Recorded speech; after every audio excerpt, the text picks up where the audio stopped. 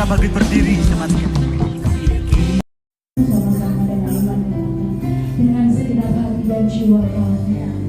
Dengan segenap hati, dengan segenap jiwa, dengan kekuatanku, ku sembah Kau Tuhan, kudusamu dalam kekudusanmu, ku angkat.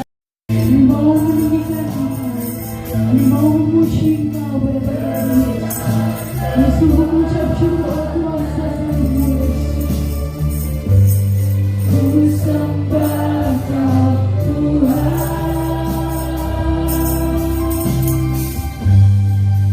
dalam kekudusanmu, ku angkat tanganku,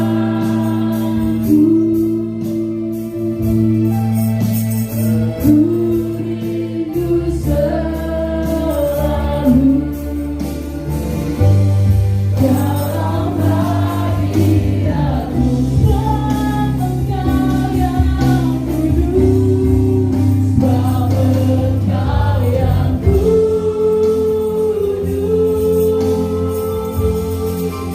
Anak domba Allah,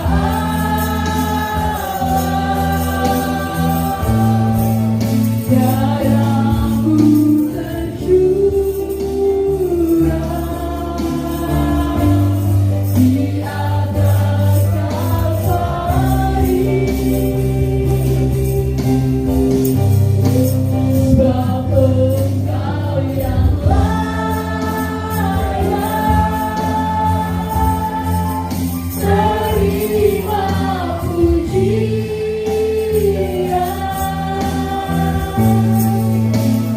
hormat dan kuasa, sekarang dan selamanya. Sama-sama katakan, sebab Engkau sekarang dan selamanya, hormat dan kuasa, hormat dan kuasa, sekarang dan selamanya, hormat dan kuasa, hormat dan kuasa, sekarang dan selamanya. Glory bagimu, Yesus. Mari semua sama-sama kita naikkan pujian kita bagi Tuhan Allah kita yang luar biasa. Tuhan Allah kita yang rela mati, rela berkorban bagi kita semua, rela menebus dosa kita semua.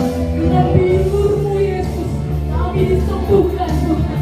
Dengan biur-Mu, kuasa-Mu tidak terjadi di tempat ini Yesus. Oleh sebab itu Tuhan, kami mau tinggikan Engkau dan mau muliakan Engkau bersama-sama pada pagi hari ini Yesus.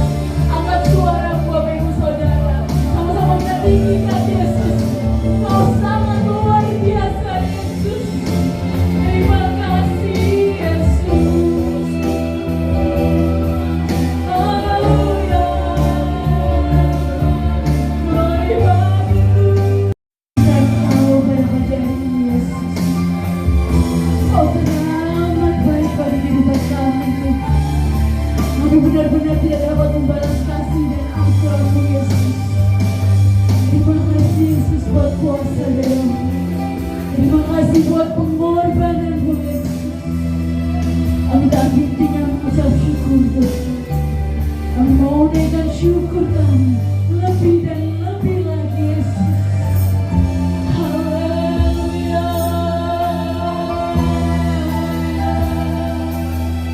Glory, glory bagimu Yesus.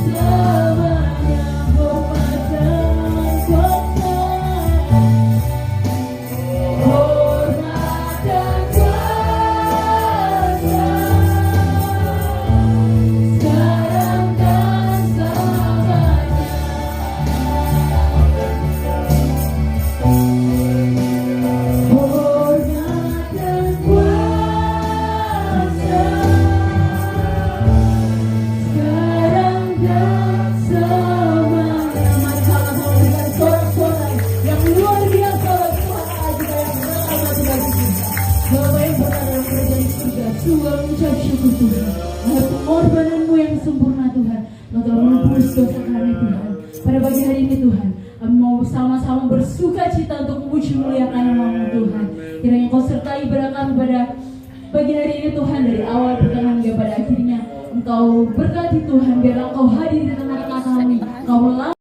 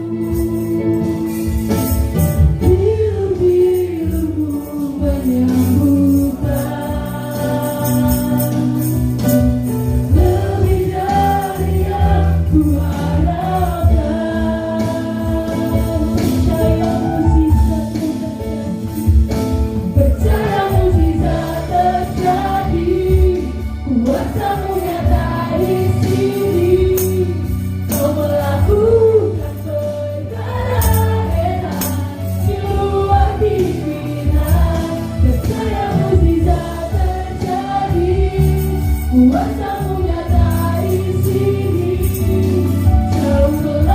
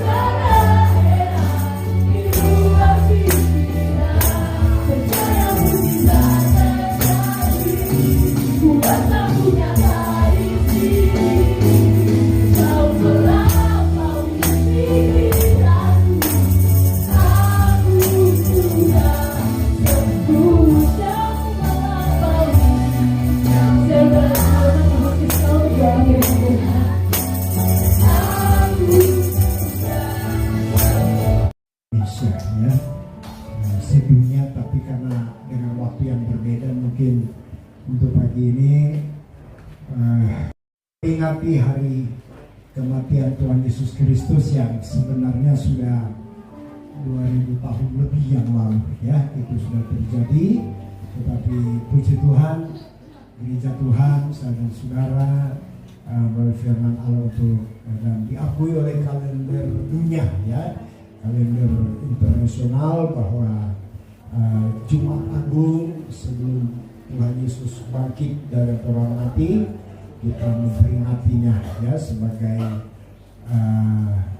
perwujudan kasih Allah buat saya dan saudara melalui pengorbanan Yesus di kayu salib. Puji Tuhan, kita sudah memuji Tuhan, kita juga sudah diingatkan lagi melalui puji-pujian yang kita sudah nikmati melalui song leader singer, pemain musik yang menyatakan bahwa sungguh, ya, dengan kematian Yesus di kayu salib itu mengubah segala-galanya, ya. Dan pujian tadi berkata bahwa pujian terakhir tadi sebagai realita mujizat Tuhan yang terbesar, ya, termasuk dengan salib itu sakit kita disembuhkan, dengan salib itu dosa-dosa kita diampuni, ya. Dan itulah bagian terbesar, mujizat yang paling besar sebenarnya adalah di saat ada satu jiwa dibawa kepada Tuhan, dipulihkan, ya. Dan itu mujizat yang terbesar. Itu karena berbicara soal keselamatan kekal, ya. Sakit disembuhkan, yang lemah dikuatkan, yang susah dihidurkan, yang tidak ada jalan diberi jalan. Itu bahagian dari mujizatnya Tuhan, ya. Tetapi mujizat yang terbesar adalah di saat jiwa kita diselamatkan melalui pengorbanan. Sebab bicara soal sakit disembuhkan, susah dihiburkan, miskin jadi kaya, itu iblis juga bisa lakukan itu, saudara. Kata firman Allah, ya. Setan juga bisa lakukan itu. Tetapi yang dia tidak bisa lakukan dan tidak mampu untuk melakukan, yaitu menyelamatkan jiwa seseorang, ya. Dan puji Tuhan, Yesus lakukan itu di atas kayu salib. Oleh sebab itu, firman Allah pagi hari ini dengan satu tema, minta maaf kalau memang tidak ada ruang kesaksian tadi, memang saya sampaikan pada Saudari Tias untuk hari ini kita kesaksian yang mungkin orang umum, baru masuk langsung dengan firman Tuhan, ya. Puji Tuhan, dengan tema pada pagi hari ini Tuhan siapkan buat kita semua adalah sebuah harga, ya. Penebusan adalah sesuatu harga, sebuah harga yang harus dibayar lunas, ya, oleh tentunya dengan Yesus, ya. Penebusan adalah sebuah harga, nilai harga yang Yesus harus bayar untuk sebuah keselamatan, untuk sebuah pengampunan dosa, untuk sebuah perubahan, ya. Dari kematian kekal kepada hidup yang kekal adalah penebusan. Dan kata lain, penebusan itu adalah satu bentuk harga yang Yesus harus bayar. Ya, kita lihat dulu ayat pokok kita di Efesus pasal 1. Surat Paulus kepada jemaat Efesus pasal 1 ayat yang ke-7. Efesus pasal 1 ayat yang ke-7.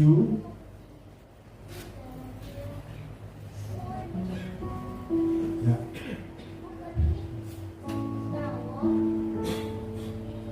Sebab dengan hormat yang kita panggil berdiri Bapak Ibu Saudara.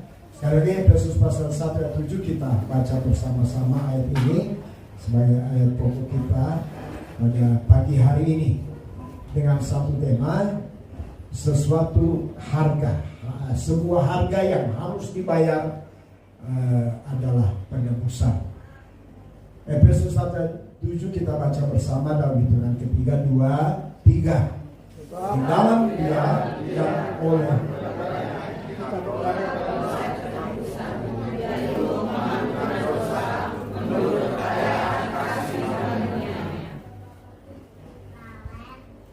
sekali lagi Efesus pasal 1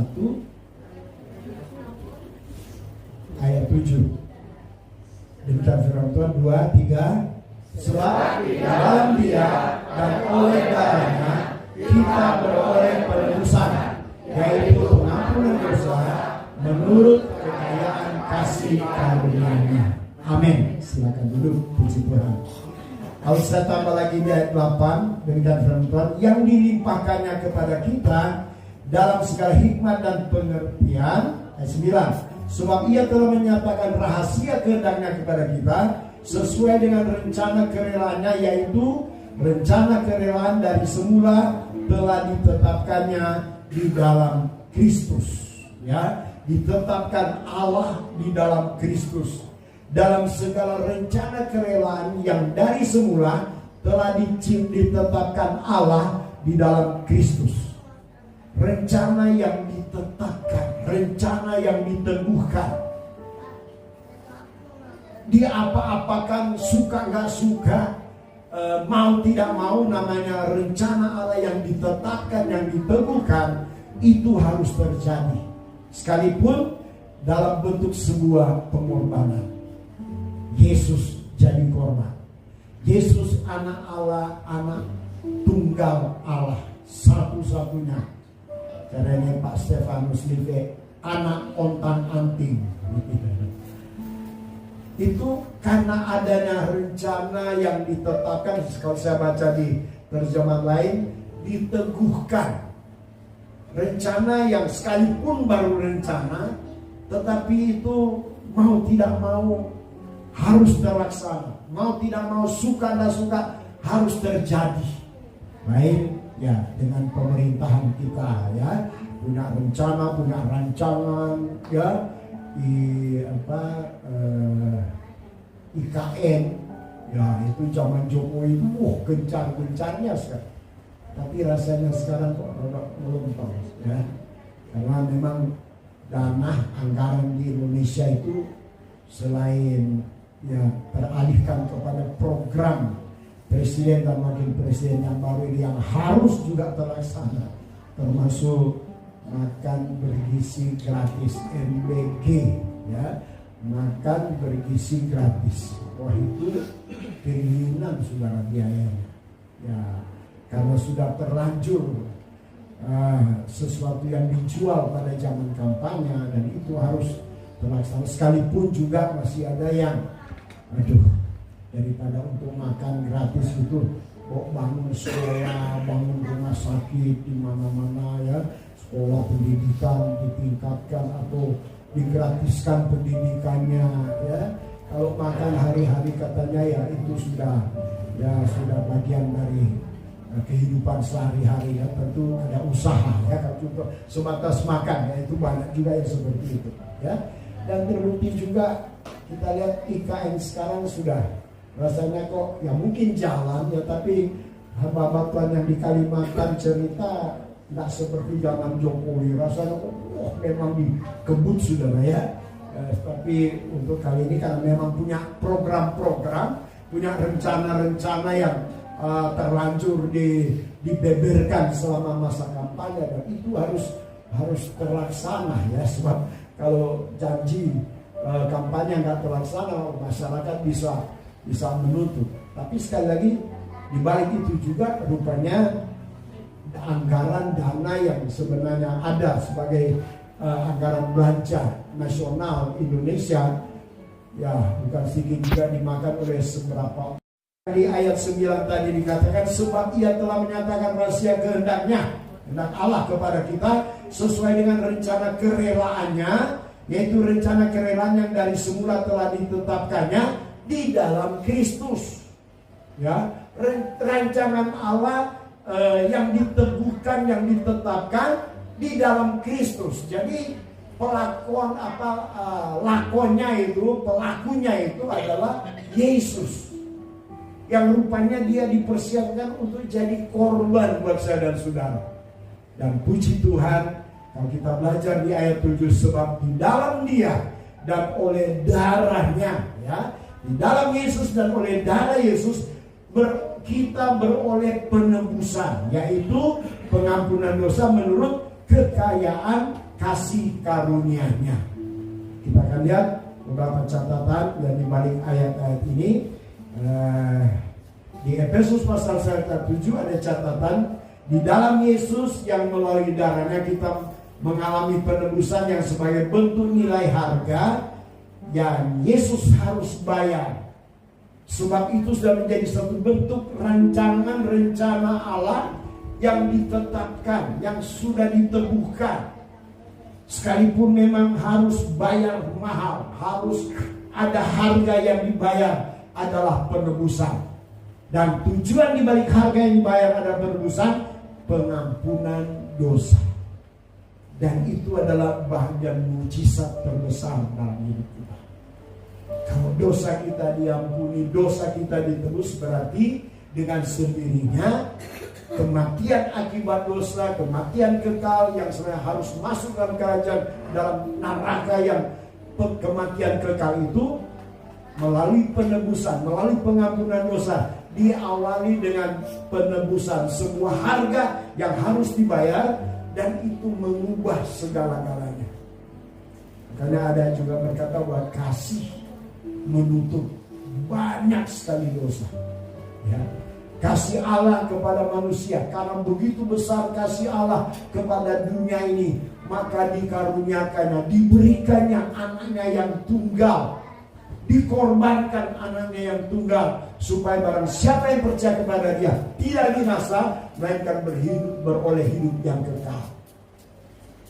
Dan di balik itu kita belajar benar kata firman Allah, kasih menutupi banyak dosa dengan kasih. Ada kadang memang berat, saudara, ya, tapi kita ada kadang juga berusaha dengan kasih yang Tuhan kasih dalam hidup kita. Kita bisa mengampuni, kita bisa menyalurkan kasih itu dengan kasih agape, kasih Allah yang tidak menuntut imbalan, ya, kasih yang meratah kepada siapa tanpa memandang bulu, dan itu namanya kasih Allah, kasih agape dalam hidup kita. Sekalipun juga ada kasih-kasih, bentuk kasih-kasih yang lain, tetapi dengan adanya kasih Allah dalam hidup kita, dan itu membuat kita ada kemampuan untuk masuk dalam pengampunan dosa. Ya, dan itu bagian memang rancangan rencana Allah yang sudah diteguhkan, sudah ditetapkan. Yesus harus jalani itu sebagai bentuk penebusan, supaya saya dan saudara manusia pada umumnya yang percaya kepada penebusan Yesus, yang percaya kepada pengorbanan Yesus itu, kata Alkitab Yohanes 3:16, mereka diselamatkan. Dan keselamatan itu sekali lagi saya katakan mujizat yang paling besar. Sampai di Injil Matius juga ada berkata, sekalipun saya dan saudara memiliki dunia dan segala isinya, segala apa yang di dunia ini dijadikan uang, terus itu jadi milik pribadi kita, kata Alkitab, kalau jiwanya binasa, apa artinya? Jadi rupanya satu jiwa itu sangat berharga dan lebih mahal dari semua harta yang ada di dunia ini. Makanya Bapak Ibu Saudara, saya sebagai anak Tuhan, umat ketebusan darahnya, kita perlu berbangga dengan ini, saudara. Ya, masalah harkat martabat, tingkat derajat ekonomi, posisi jabatan di dunia itu bagi saya tidak masalah. Tapi bagi saya dan saudara sudah mengalami penebusan, mengalami keselamatan oleh anugerah Tuhan, oleh rencana yang sudah diteguhkan, ditetapkan oleh Allah. Ini suatu kebanggaan yang besar. Orang bisa memiliki dunia dan segala isinya, tapi kalau jiwanya binasa, semua sia-sia. Makanya bersyukur, ya, Bapak Ibu Saudara, saya dan saudara, mungkin dalam kesehari-hariannya yang kasat mata bisa dilihat, mungkin kita dalam kesederhanaan, atau mungkin juga saudara katakan kita tidak ada apa-apanya, dan tidak ada apa-apa dalam kita. Tapi puji Tuhan, kalau ada kita kita alami penebusan dosa, pengampunan dosa dari Tuhan berdasarkan rancangan Allah yang ditetapkan kepada Kristus. Satu harga yang harus dia bayar lunas, yaitu sebuah penebusan. Dan jiwa kita yang diselamatkan itu sesuatu yang berharga dan luar biasa, harganya tak ternilai, ya, lebih dari emas perak, kata Tuhan, kata firman Allah, dengan tetesan darah Yesus. Di Roma pasal 1 ayat 18-19, tolong ditayangkan mungkin di slide. Roma pasal 1 ayat 18 dan 19, satu ayat yang sering kita baca, ya. Dengan darah yang mahal kita ditebus dari cara hidup yang sia-sia. Demikian firman Tuhan. Sebab murka Allah yang dari surga atas segala kefasikan dan kelaliman manusia, yang menindas kebenaran dengan kelaliman. Terus ayat 19. Karena apa yang dapat mereka ketahui tentang Allah nyata bagi mereka, sebab Allah telah menyatakannya kepada 1 Petrus bukan Roma, ya, maaf.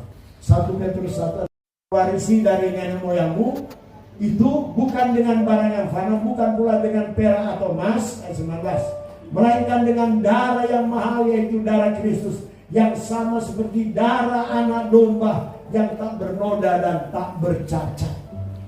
Ya, 18 tadi itu ada warisan dosa dari nenek moyang, ya, dari pelanggaran Adam dan Hawa, yang itu membuat manusia masuk dalam kematian yang kekal, yaitu neraka. Tetapi ayat 19 tadi dikatakan bahwa melainkan dengan darah yang mahal, yaitu darah Kristus, yang sama seperti darah anak domba yang tak bernoda dan tak bercacat. Bukan dengan emas dan perak, kata 1 Petrus 1:18 tadi, bagian dari ayat itu, tetapi dengan darah yang mahal, ya. Yang saya pernah sampaikan juga dulu, waktu Adam dan Hawa jatuh dalam dosa, mereka mau berusaha menutupi kekurangan kelemahannya dengan kebenaran diri sendiri. Daun pohon ara, kulit pohon itu, kulit kayu pohon ara itu berbicara tentang kebenaran manusia. Dan ada kan di saat kita sebenarnya sudah bersalah, sudah berdosa, dan maaf, ada karena kita berusaha untuk menutupi dengan keadaan kita yang merasa benar, merasa diri benar, yang semua salah, pokoknya aku benar. Tetapi perkara-perkara seperti itu rupanya Tuhan tidak suka. Waktu Adam dan Hawa berusaha untuk menutupi ketelanjangan mereka akibat jatuh dalam dosa, dengan kain, dengan daun pohon ara dan kulit pohon ara itu, Allah lepas dan Allah ganti dengan kulit binatang. Yang saya katakan tadi, di mana ada kulit binatang, berarti di situ ada binatang yang dikorbankan, yang dimatikan. Baru di mana ada kulit, berarti di situ ada tetesan darah. Ya, tak mungkin binatang hidup-hidup terus di kulit, tidak. Ya, dimatikan dulu, baru di kulit masih ada tetesan darah. Dan itu berbicara soal penebusan Yesus. Berusaha kita mau berusaha menutupi kekurangan kelemahan kita yang ada kalanya dengan daun arah itu yang berbicara tentang kebenaran manusia yang merasa benar, yang lain semua salah. Tetapi setiap ada tindakan seperti itu, kita bisa perhatikan juga selalu ada penyesalan. Ya. Maka dari jujur, di saat kita dalam kelemahan, ketidakberdayaan, kita mungkin sempat terhanyut dengan keadaan dunia, pengaruh dosa, tanpa kita sadar, mungkin bukan dengan perbuatan, tapi ada kadang juga hanya dengan pikiran, perasaan. Bukan sedikit kan kita sudah berdosa di hadapan Tuhan. Tetapi kalau kita juga mau jujur di balik semua itu, ada kalanya kita juga merasa kita benar. Kita, aku gak salah kok, mau itu yang keliru, yang salah, aku pokoknya benar.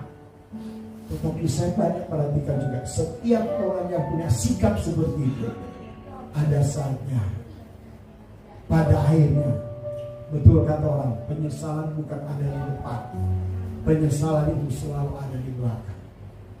Makanya seringkali saya ingatkan ke jemaat, keluarga, pengerja, ya, di saat kita dalam kekurangan kelemahan, baik kita berusaha untuk berdiam dan introspeksi diri. Sebab kita menyadari belum ada yang sempurna. Siapapun, kesempurnaan itu hanya ada di pihak Tuhan, di pihak Yesus. Ya. Makanya ada juga berkata firman, jangan kamu saling menghakimi. Ya. Sebab menghakimi kan berarti merasa benar dan menyalahkan yang lain, konformis. Sebab Tuhan Yesus tahu, ya, firman Allah tahu kita ini belum ada yang sempurna. Jadi jangan ada yang saling menghakimi. Tapi di saat kita dalam kelemahan, kekurangan, mungkin merasa ya ada yang menyakiti atau kita menyakiti orang lain, lebih baik kita berdiam sambil merenung. Sebab ada kalanya kita bisa isi dewe sudah. Ya. Sekali sudah terlanjur bisa menuding orang ini, kamu yang salah, aku pokoknya yang benar, kamu sana. Tapi setelah dia merenungkan, oh iya, aku juga penuh kekurangan kelemahan. Ada kalanya bisa malu sendiri, mau ngomong, sorry ya, minta maaf, rupanya aku yang keliru. Karena egonya manusia itu, ya akhirnya malah malu sendiri. Nah, puji Tuhan, Bapak Ibu Saudara, hari-hari ini kami alami seperti itu. Ya, saya berusaha untuk diam, dan saya berusaha untuk memperbaiki, minta maaf, minta ampun. Kami sudah berusaha, kami datangi, kami wah, tapi kami dalam catatan saya, kalau saya belajar, saya baca di beberapa buku, itu artinya hidup yang tak berarti, hidup yang tak berpengharapan, dan hidup yang tak berkemenangan. Itu yang firman katakan, kami sudah ditebus dengan dana yang sudah, hidup yang sia-sia. Hidup yang sia-sia itu bukan sekedar dada es, rasanya apa-apa, nggak ada, nggak dihargai, nggak dilihat, nggak dia dengar. Ya. Itu bukan masalah itu. Rupanya hidup yang sia-sia, yang Yesus tebus di atas kayu salib itu adalah hidup yang tak berarti, tak berpengharapan, dan tak berkemenangan. Ini berbicara tentang rohani, ya. Di dunia mungkin kita seringkali nggak dianggap seperti hidup orang yang tak berarti. Ya, no problem bagi saya. Kalau dunia menilai, kalau orang menilai. Tapi kalau hidup yang sia-sia di hadapan Tuhan, yang tak berarti lagi di mata Tuhan, itu satu penyesalan yang luar biasa. Atau hidup yang tak berpengharapan, padahal kita, pusat pengharapan kita hanya kepada Yesus. Yesus adalah harapan jiwa kita. Tapi kalau kita dalam hidup yang kesia-siaan, yang padanya juga memang dalam rencana dan rancangan Allah yang sudah ditetapkan di dalam Kristus, dan Yesus lakukan itu semua dengan segala kerelaan, dengan segala pengorbanan, itu merubah. Yang tadinya sudah hilang pengharapan, yang Yesus lagi bukan harapan bagi jiwa kita, diubahkan. Wah, itu luar biasa. Dan hidup yang sia-sia menurut Alkitab adalah hidup yang tak berkemenangan. Tak berkemenangan sih bukan berarti kita tak mampu menghadapi kenyataan hidup. Mungkin di dunia sudah bisa mampu, dengan keadaan yang ada sudah bisa kelola, memanage keadaan yang ada, dan sudah bisa mampu menghadapi itu. Tapi kalau sudah hidup yang tak berkemenangan di hadapan mata Tuhan, waduh, itu pengalaman yang paling buruk dalam hidup kita. Saat kita ada cobaan, ada ujian, ada godaan, kita kalah. Dan tidak ada kekuatan, tidak ada kemampuan untuk menggapai yang namanya kemenangan bersama Tuhan. Makanya di setiap perjamuan suci, setelah itu ada kadang dan selesai makan dan minum tubuh dan darah Yesus, sepekankan kita dalam melalui kita hidup lebih daripada pemenang. Tak ada orang-orang yang menang dan lebih daripada pemenang. Ku menang bersama Yesus. Kan selalu ada itu. Maksudnya untuk memotivasikan kita menang secara rohani. Dan surat Al-Qur'an berkata bahwa peperangan kita bukan melawan jasmani.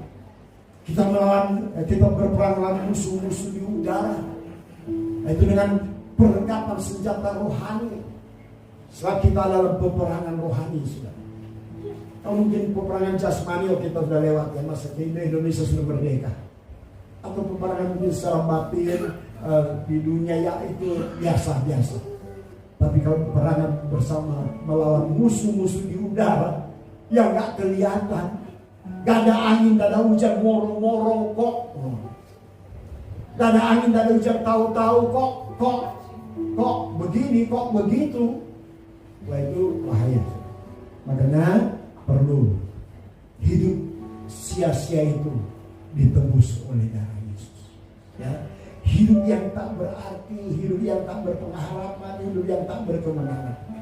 Oleh pengorbanan Yesus itu semua diubahkan. Nah, kita menjadi orang-orang yang berarti di mata Tuhan. Orang-orang yang berpengharapan di dalam Tuhan. Dan orang-orang yang berkemenangan bisa kita berperang menghadapi musuh-musuh, penguasa-penguasa udara itu, yaitu tipu muslihat iblis. Ya, nah, sekarang kita lihat tujuan Yesus membayar harga. Ya, kalau tadi harga yang Yesus harus bayar sesuai dengan rancangan dan rencana Allah yang ditetapkan buat Tuhan lakukan, yaitu penebusan. Dan sekarang kita akan lihat tujuan Yesus membayar harga. Tujuan Yesus jadi korban di kayu salib. Efesus pasal 2. Efesus pasal 2 ayat 13 bisa ditampilkan di slide. Efesus 2 ayat 13. Tetapi sekarang di dalam Kristus Yesus kamu telah yang dahulu jauh sudah menjadi dekat oleh darah Kristus. Dulu jauh dari pengharapan, dulu jauh dari hidup yang berarti, dulu jauh dari hidup yang berkemenangan. Sekarang di Efesus pasal 2 ayat 13 dalam catatan saya juga di sana, mampu mengubah posisi kita dengan Allah. Yang dulu kita jauh dari Allah, jauh dari yang saya katakan tadi, hidup yang tak berarti itu, sekarang kita jadi dekat. Ya, kata firman Allah, sekarang kita dekat dengan Allah itu. Artinya kita dekat dengan hidup yang berarti di mata Tuhan, hidup yang berpengharapan di mata Tuhan, dan hidup dalam berkemenangan di dalam Tuhan. Kita dekat sekali dengan itu. Tadinya oleh dosa kita jauh, tapi melalui pengorbanan penebusan sebagai harga yang Yesus harus bayar, kita didekatkan lagi dengan Tuhan. Kolose pasal 1-20. Kolose 1-20 yang kedua. Kalau yang pertama tadi hidup mampu mengubah posisi kita dengan Allah yang dulu jauh, sekarang dekat. Kolose 1-20 kalau bisa tampilkan, itu mampu memperdamaikan kita kembali antara Allah dengan saya dan saudara sebagai manusia. Dan oleh dialah ia memperdamaikan segala sesuatu dengan dirinya, baik yang ada di bumi maupun yang ada di sorga, sesudah ia mengadakan pendamaian oleh darah salib Kristus. Mampu mendamaikan kembali yang waktu akibat dosa sudah hilang kemuliaan, hilang kedamaian itu. Yang seringkali saya gambarkan, kita dulu sekolah minggu banyak gambar-gambar keadaan Taman Eden, ya. Taman Eden rasanya kok ada singa, ada macan yang rangkulan, ya, dengan Adam dan Hawa duduk bersama, ya, berpelukan, ya, atau singa itu waktu itu memang suasana damai, Eden yang damai, sudah. Tetapi waktu masuk dalam manusia jatuh dalam dosa, semua jadi beringas, ya. Semua jadi buas, singanya jadi buas, macannya jadi buas. Bahkan Adam dan Hawa juga sempat diusir keluar dari Taman Eden dengan malaikat yang memegang pedang api dan berjaga-jaga di pintu Eden itu supaya mereka tak masuk. Hilang kemuliaan Allah, hilang perdamaian dengan Allah. Tetapi puji Tuhan, oleh Kolose 1:20 tadi, Paulus tekankan di jemaat Kolose melalui penebusan, harga yang harus dibayar sesuai dengan rancangan Allah yang sudah ditetapkan, diteguhkan, yang mau tidak mau, suka nggak suka harus terlaksana. Dan puji Tuhan, itu mampu memperdamaikan kembali antara Allah dengan manusia. Yang ketiga, kemampuan pengorbanan atau penebusan yang ketiga, 1 Korintus 6 ayat 20, mampu memberi kesempatan bagi kita untuk memuliakan Allah. Coba 1 Korintus 6 ayat 20. Sebab kamu telah dibeli dan harga telah lunas dibayar, karena itu muliakanlah Allah dengan tubuhmu. Dulu waktu Adam dan Hawa jatuh dalam dosa, hilang kemuliaan Allah. Tetapi oleh penebusan, harga yang Yesus sudah bayar, lunas, tunai lagi, kontan, gak cicilan. Karena sekarang zaman mencicil saudara. Tapi puji Tuhan, Yesus tidak cicilan, dia bayar lunas dan tunai, kontan, langsung tak. Mampu memberikan kesempatan bagi kita untuk dapat memuliakan Allah. Makanya Bapak Ibu Saudara, kalau kita dalam rumah Tuhan, dalam persekutuan doa, dalam pribadi kita, kalau kita ada untuk memuliakan Tuhan dengan pujian dan penyembahan, itu sesuatu kesempatan yang jangan dilewatkan begitu saja. Jangan sia-siakan waktu. Pergunakan waktu-waktu untuk memuliakan Allah. Ya puji Tuhan, kalau saudara ada waktu itu duduk di kaki Tuhan 10 menit, 20 menit, setengah jam, 1 jam memuliakan Allah, pujian penyembahan. Oh puji Tuhan. Tapi yang namanya memuliakan Allah itu juga bukan sekedar di saat kita ada di gereja, di persekutuan, di doa, di penyembahan. Kalau hidup kita sehari-hari, orang bisa lihat nama Tuhan dipermuliakan. Dan saya kita berdoa, Tuhan, biarlah hidup kami untuk diberkati dan menjadi berkat, dan hidup kami untuk memuliakan nama Tuhan. Biar nama Tuhan dipermuliakan melalui sepak terjang kita, melalui ucapan, melalui kata-kata, melalui apa yang kita lakukan. Puji Tuhan, gereja sudah bantu dalam doa. Gereja cabang sekarang sedang melangkah untuk pengurusan sertifikat, ya, yang tadinya 200 sekarang pujian penyembahan aja oke, silakan dalam gereja, dalam persekutuan sudah berdoa pribadi memuliakan Tuhan, puji Tuhan, silakan. Tapi jauh lebih daripada itu, kalau kita bisa menjadi kesaksian di tengah keluarga, di masyarakat, di dalam gereja, pelayanan di mana kita berada, dengan tujuan apa?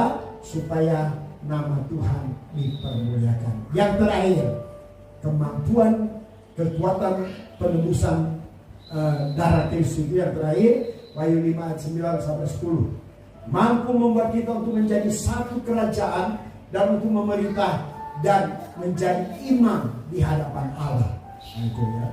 Wahyu 5 ayat 9 dan 10. Dan mereka menyanyikan suatu nyanyian baru, katanya, engkau layak menerima gulungan kitab itu dan membuka meterai-meterainya, karena engkau telah disembelih, dan dengan darahmu engkau telah membeli mereka bagi Allah dari tiap-tiap suku dan bahasa dan kaum dan bangsa. Dan engkau telah membuat mereka menjadi suatu kerajaan dan menjadi imam-imam bagi Allah kita, dan mereka akan memerintah sebagai raja di bumi.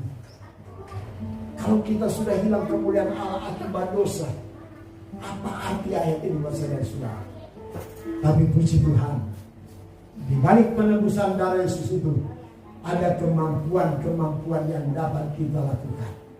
Yang pertama tadi, mampu mengubah posisi kita dari yang dulu jauh dari Allah, sekarang kita jadi dekat, Efesus 13. Yang kedua, Kolose 1:20, mampu memperdamaikan kembali antara Allah dengan manusia. Dan yang ketiga, 1 Korintus 6:20, mampu memberi kesempatan bagi kita untuk dapat memuliakan Allah. Dan yang terakhir, mampu membuat kita untuk menjadi suatu kerajaan dan untuk memerintah, menjadi imam-imam di hadapan Allah.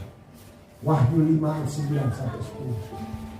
Kemampuan melalui penebusan darah Yesus yang adalah satu rancangan yang ditetapkan Allah, yang ditemukan Allah, yang mau tidak mau Yesus harus jalani untuk misalnya saudara. Dan itu punya kemampuan yang terakhir tadi, membuat kita untuk menjadi satu kerajaan dan untuk memerintah dan menjadi imam di hadapan Allah. Kemampuan untuk jadi imam dan memerintah. Waduh, luar biasa saudara ya. Oleh sebab itu inilah bagian kepercayaan Tuhan buat saya dan saudara di saat kita mengalami penebusan darah Yesus itu melalui karya di kayu salib. Dan lebih daripada itu, kemarin juga di doa malam itu pagi dan berkat-berkat Tuhan dalam hidup kita ya. Berkat-berkat Tuhan itu ya relatif ya, rohani dan jasmani. Yang puji saya juga lihat kesaksian ya dari Mas Margo ya, sekalian informasi dan publikasi ya. Tolong jalani komisinya ya. Mas Margo ini lama di perumahan besar ya, 8 tempat tinggal di salon, tapi sekarang tinggal di depan. Saya ku dapat ampun dosa, hanya dibawakan Yesus. Sekali lagi, ku datang pada salib itu.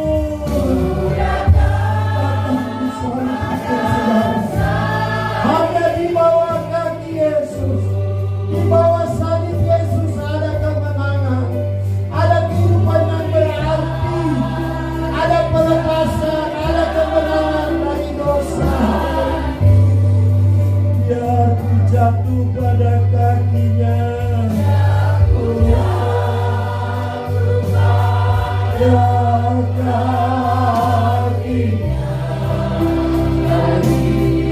Haleluya, haleluya.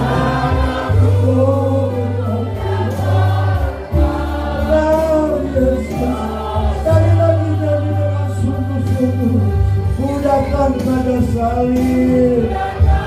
Hanya dengan salib Kristus kita diubahkan,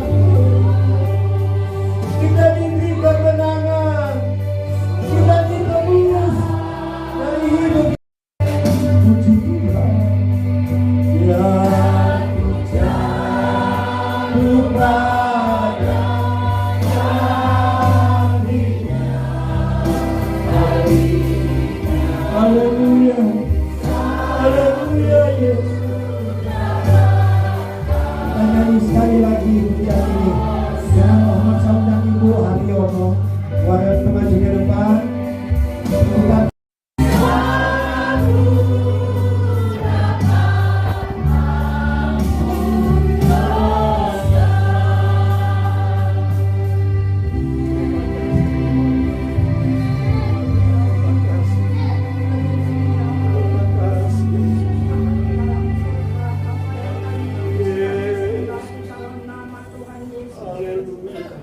kami datang kepadamu Tuhan, kami bersyukur kepadamu karena Engkau sudah berfirman bagi kami Tuhan. Firman-Mu yang begitu indah Tuhan, yang selalu mengingatkan kami, yang selalu menjadi menegur kami Tuhan, dan Firman-Mu menjadi kekuatan bagi kami. Firman-Mu yang selalu mengingatkan kami Tuhan, kami bersyukur, terima kasih buat Firman-Mu. Meteraikan selalu sabda Firman-Mu di hati kami, supaya kami menjadi pelaku-pelaku Firman-Mu. Bahkan rencana-rencana Tuhan yang indah boleh ada di dalam kehidupan kami. Kami boleh menurut akan segala perintah-perintah Tuhan. Karena semua itu karena pengorbanan Tuhan di kayu salib. Oh Tuhan, Kau rela mati mengorbankan nyawa-Mu, darah-Mu tercurah menebus dosa-dosa kami Tuhan. Kami sungguh bersyukur, terima kasih Tuhan. Kalau Engkau tidak mengorbankan nyawa-Mu Tuhan, mungkin kami tidak selamat Tuhan. Kami bersyukur, terima kasih Tuhan. Baik, kasih-Mu dahsyat, kasih-Mu melimpah bagi kami. Kami sungguh bersyukur, terima kasih Tuhan. Oh Yesus, syukur, terima kasih Tuhan. Kami hamba-Mu yang sudah menyampaikan kebenaran Firman-Mu Tuhan. Kepada di daerah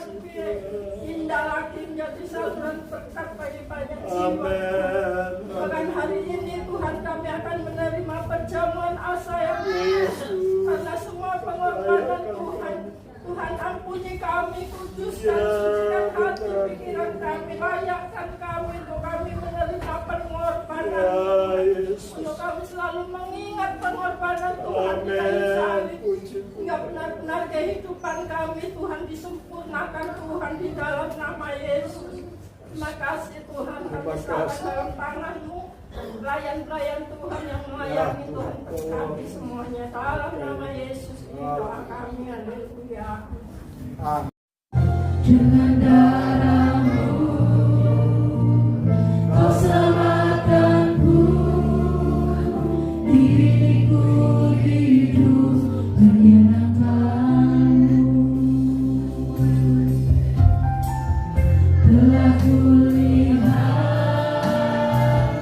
bukti kasih-Mu, Kau menderita akibatku. Dengan darah-Mu Kau selamatkanku, diriku hidup menyenangkan-Mu. Terlalu besar kasih-Mu Bapa, pengorbanan yang Kau berikan bagiku. Terlalu mahal darah-Mu Yesus, tercurah untuk menebus hidupku. Marilah berkira kepada kami.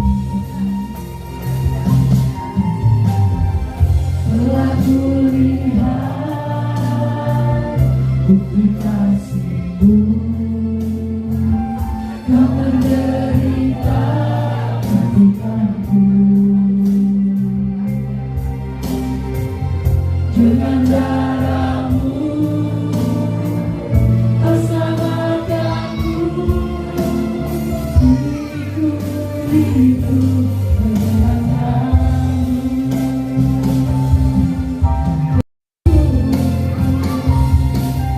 Terlalu mahal darah-Mu Yesus, tercurah untuk menebus tercurah untuk menebus. Tercurah untuk menebus hidup. Amin. Haleluya. Haleluya. Haleluya. Bapa di surga, kami bersyukur lagi pagi hari ini. Tuhan beri kesempatan bagi kami lagi untuk menikmati tubuh dan darah Yesus, untuk kembali mengingatkan kami kepada peristiwa pengorbanan Yesus di kayu salib. Satu peristiwa besar yang memang sudah terjadi lebih dari 2000 tahun yang lalu. Tetapi sampai hari ini kami tetap mengingat itu. Kami tetap ingat bagaimana Yesus rela mati bagi kami, untuk bentuk sesuatu yang harus Tuhan bayar, penebusan bagi saya dan saudara sebagai anak-anak, sebagai umat ketebusan darah Yesus. Terima kasih Tuhan. Terima kasih buat salib itu.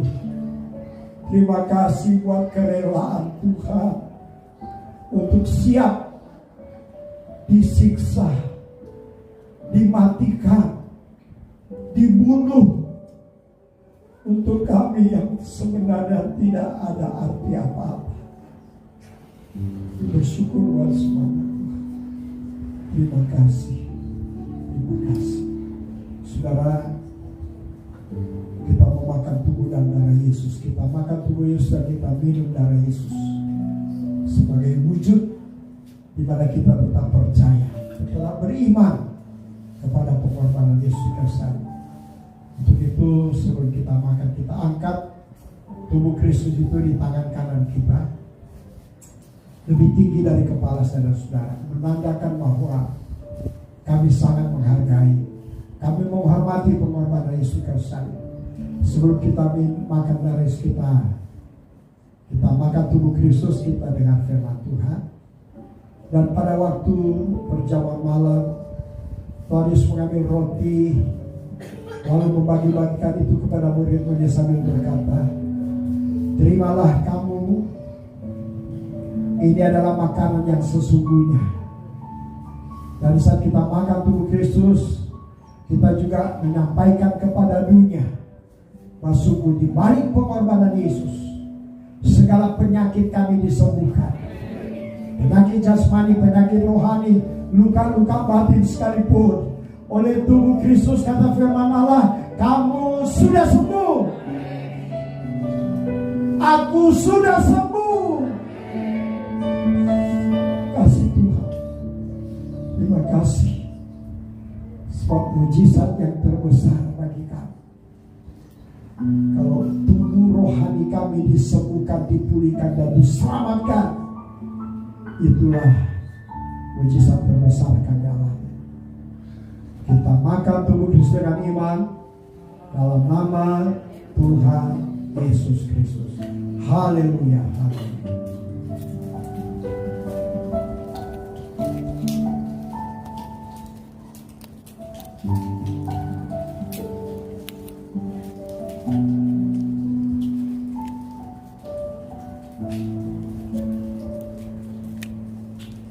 Kita ambil cawan, kita angkat cawan itu dengan tangan kanan kita, dan kita ini terima sebagai darah Yesus, darah penebusan, darah pengampunan dosa, darah yang sanggup menyuci, putih, bersihkan dosa yang merah seperti kemisi, merah seperti merah patma. Oleh kuasa darah Yesus itu mampu diubahkan, diputihkan, lebih putih dari salju, lebih putih dari bulu domba.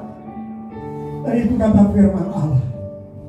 Sebelum kita minum darah Yesus, kita dengar firman Tuhan. Sesudah makan, Yesus mengambil cawan, lalu mengucap syukur atasnya, dan membagi-bagikan itu kepada murid-muridnya sambil berkata, terimalah dan minumlah, sebab ini adalah minuman yang sesungguhnya. Di saat kita minum darah Yesus, kita juga sedang menyatakan kepada dunia bahwa di balik kekuatan darah Yesus itu ada keselamatan, ada pengampunan dosa, ada kesembuhan penyakit yang kami alami. Dan oleh darah Yesus, segala dosa-dosa kita, hidup pelanggaran-pelanggaran kita di hadapan Tuhan diampuni, ditebus oleh kuasa darah Yesus. Kita minum darah dengan iman dalam nama Tuhan Yesus Kristus. Haleluya, haleluya. Taruh cawan, angkat kedua tanganmu, katakan terima kasih. Beri kemuliaan bagi Tuhan, tepuk tangan bagi Tuhan. Kita dimenangkan, kita dibebaskan, kita disembuhkan, kita diberkati, kita jadi orang pemenang, bahkan lebih daripada pemenang oleh kuasa.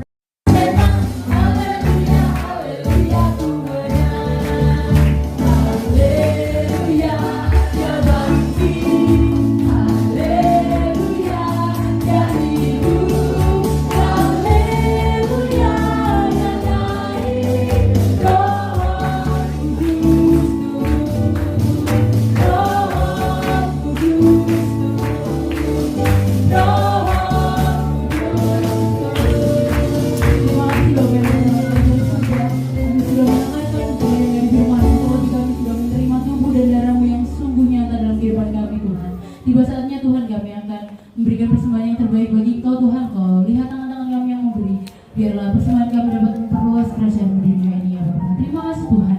Kami serahkan jalan ibadah selanjutnya dalam nama-Mu, dalam nama Tuhan Yesus Kristus. Haleluya. Amin. Silakan duduk kembali Bapak Ibu Saudara.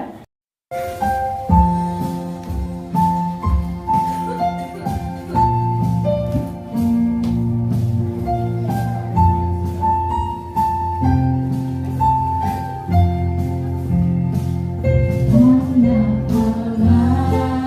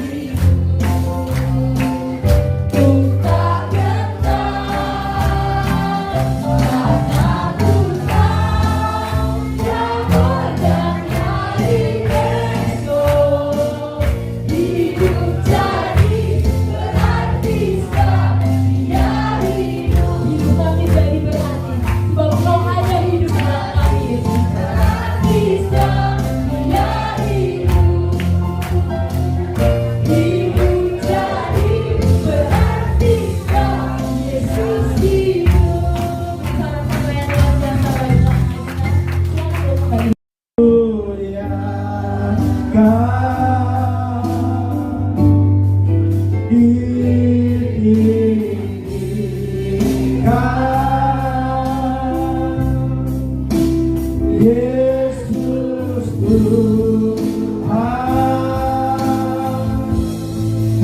Kau Rajaku yang bertanggung, oh yang berkuasa.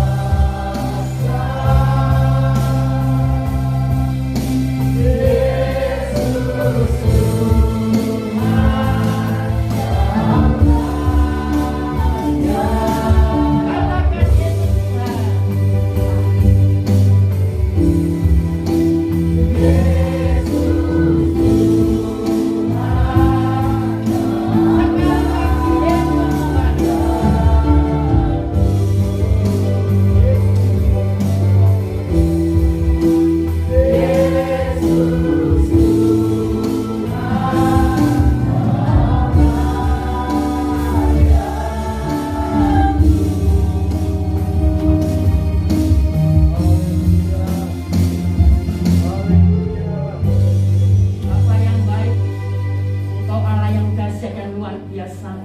pada pagi yang ini kami telah mendengarkan sabdamu tentang Jumat Agung pada hari ini.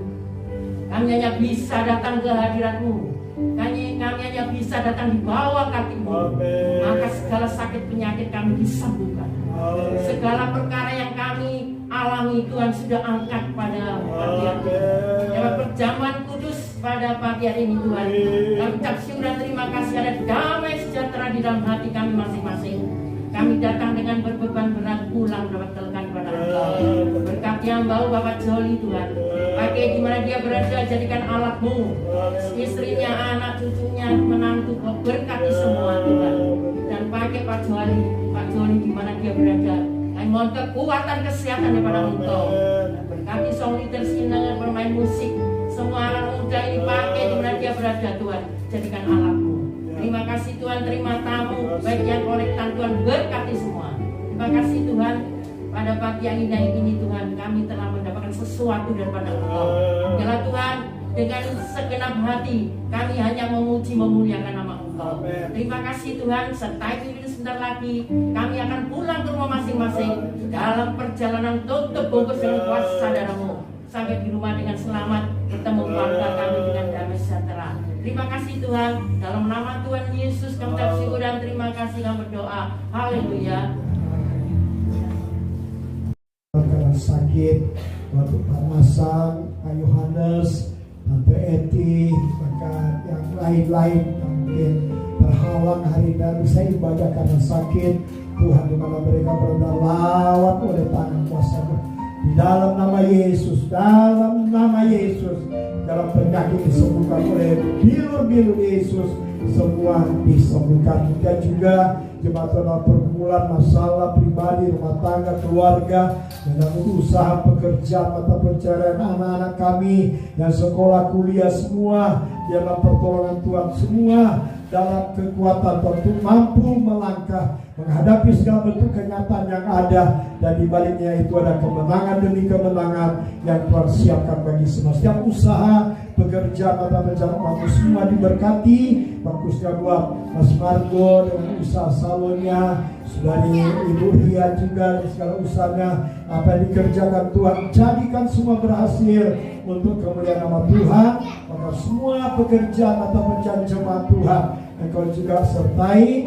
Berdoa buat Ibu Uri dan Mas Anto dan rombongan yang saat ini ada ke Bali. Tuhan tolong sertai dalam perjalanan mereka selama ada di Bali dan sampai kembali lagi ke Surabaya dengan selamat daripada Tuhan.